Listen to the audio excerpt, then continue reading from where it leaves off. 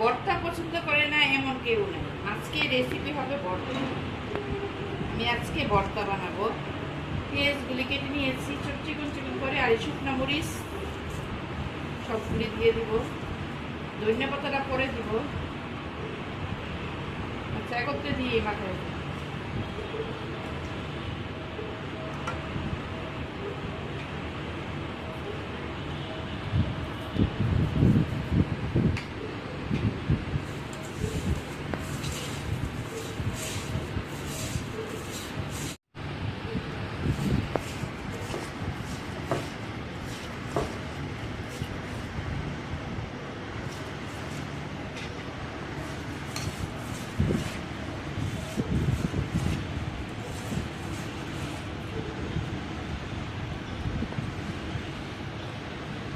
ভর্তা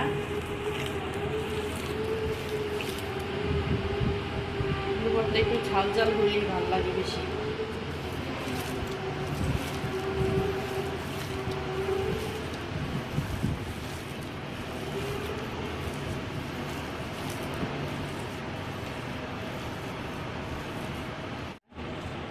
বেগুনটা অনেকে সিদ্ধ করে বেগুন ভর্তা বানায়, অনেকে পুড়ে। আমি আসলে সিদ্ধটাতে চেয়ে পোড়াটাই বেশি মজা লাগে।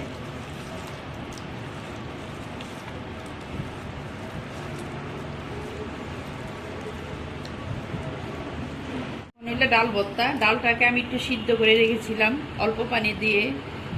মসুরের ডালটা সিদ্ধ করে রেখেছিলাম।